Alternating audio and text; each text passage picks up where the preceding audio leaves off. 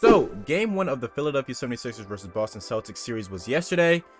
My gosh, what a game that was. Forget everything that the Celtics did, okay? Forget everything that majority of the Sixers did. We're here today to talk about James Harden, who had his greatest playoff game to date. Just an otherworldly performance. James Harden had 45 points, 6 assists, and basically the game-winning shot for the 76ers team. Mind you, with his back against the wall, everybody doubted the Sixers team. Joel Embiid is out with an injury. They were in the TD Garden. They're playing the Boston Celtics, who were the second, some said the best team in the Eastern Conference. You could say they're the best team in the entire NBA. On the Celtics side, Jason Tatum put on a clinic. Jaylen Brown was great. It didn't matter.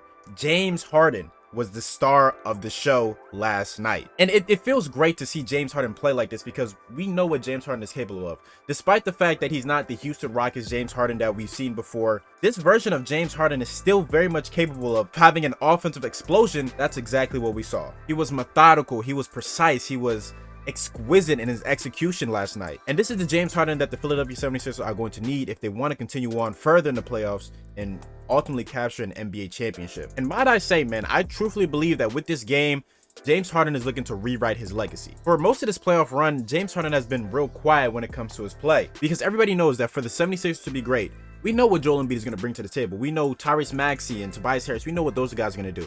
It's going to be up to James Harden to step up his play in certain areas if they really want to go all the way. But I mean, for James Harden, his entire career, the entire persona surrounding him is that he's a playoff choker. Going back in time and looking throughout his NBA career, we can see why he has a stigma on his name. James Harden has a very unique style of play. During his Houston days, he dominated the ball. Everything that the Houston Rockets did ran through James Harden. He has an elite level handle. His step back is nearly unguardable, but a big problem with him, or just a big downside, it's not even a downside, it's just what people hated on him for, was the foul baiting. And we've seen some of these issues oftentimes creep into the playoffs. A lot of the calls that he would get in the regular season, he just wouldn't get in the playoffs. Going through his playoff history, it really started in 2012 against the Miami Heat in the finals. In the 2011-2012 season, James Harden was the sixth man of the year. He averaged just about 16 points per game and was a catalyst for that OKC Thunder team. He was pretty great in the playoffs leading up into the finals, where I guess you could say the lights were just too bright. In that finals loss, James Harden averaged just 12 points per game and shot 37.5% from the field and 31.8% from three. In that offseason, he would be traded to the Houston Rockets, as the OKC Thunder just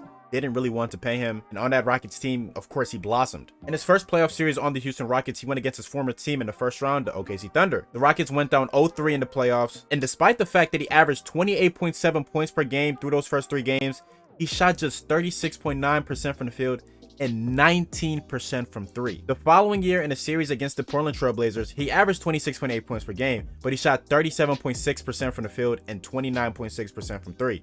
And we all know how that series ended. You move on to the 2017 NBA playoffs. They lost in 6 to the Spurs. I think that's a series that they probably should have won. The iconic moment of him being blocked by 40-year-old Manu Ginobili on a game-tying attempt was highlighted. And in game 6, he went 2 for 11 and they got blown out. But out of all of these, the most infamous one is probably 2018. Probably the biggest game of his NBA career. The Houston Rockets missed 27 straight threes. Now, you can blame those on PJ Tucker and Eric Gordon or Trevor Ariza, or you can look at James Harden, who's the leader of this team, the superstar of this team, and the fact that he did not take the initiative to go and score and get his team out of a hole that they definitely were in and try and will his team to a win as yet another downfall. The 2021 playoffs were disgusting. He came back from an injury and just obviously was not himself. He might as well have not even returned to that Bucks series.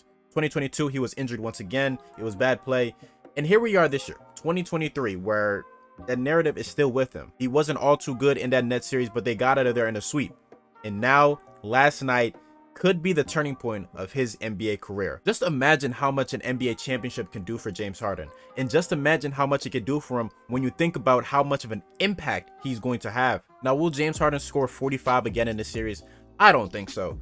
But if he can just be better than he was in that Nets series and continue to play at an extremely high level, the Sixers are going to win this series. I would assume that Joel Embiid will be back, if not game 2, then for game 3, but they already completed what they needed to do. The Sixers stole a game on the road, and at worst, they will be going back to Philly with the series tied 1-1. And it doesn't matter if they play either the Knicks or the Heat, because I think they can comfortably beat either of those teams.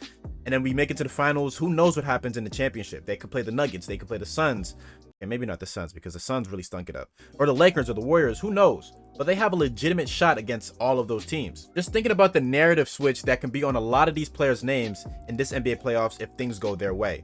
And I feel like, for me, The biggest one right now is definitely James Harden. I would love to see James Harden win an NBA championship. I would love to see more people put respect on his name. It's going to be up to James Harden to take control of this series. With Joel Embiid hurt, he's going to need to have more of an offensive impact. And so far, he's doing just what he needs to do to rewrite his own legacy.